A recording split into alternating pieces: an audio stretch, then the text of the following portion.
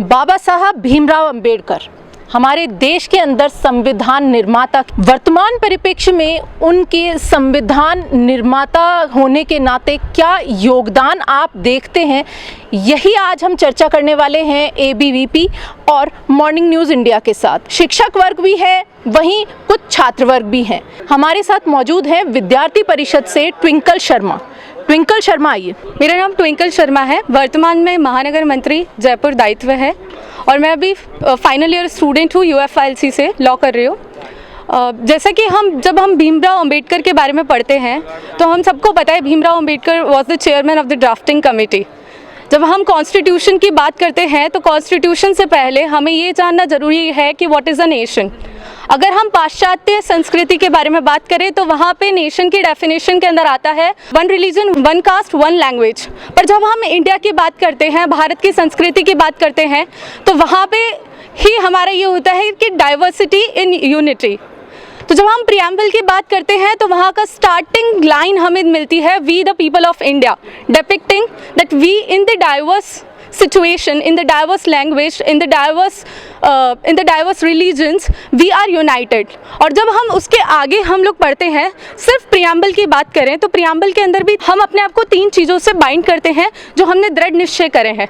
Firstly हम state के बारे में बताते हैं, that we the people of India having solemnly resolved to constitute India into a sovereign, socialist, secular, democratic republic। That is all about the state। Then when we discuss about the individual freedoms and individual liberty, तब हम बताते हैं equality, justice, fraternity, brotherhood, freedom of speech, worship, place।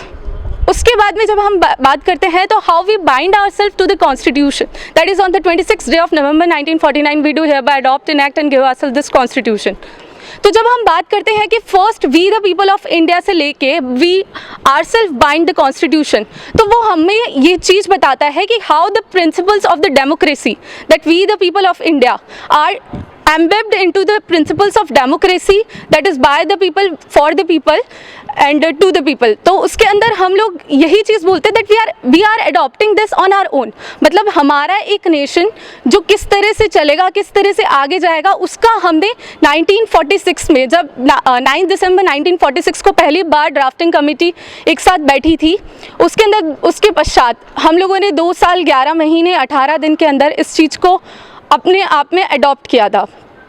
अगर हम इसके बारे में और पढ़ें, भारतीय संस्कृति के बारे में जानने की कोशिश करें, तो हमें पता चलेगा कि संविधान के अंदर ही भारतीय संस्कृति सभ्यता दिखाई गई है। जब हम फंडामेंटल राइट्स की बात करते हैं तो वहाँ पे श्री राम, लक्ष्मण और सीता जी किस तरह से श्री राम जी ने किस तरह से रावण का वध करके श्रीलंका से अयोध्या में आके राम राज्य की स्थापना की थी, और यही चीज़ हमारे फंडामेंटल राइट्स में डिपिक्टेड है।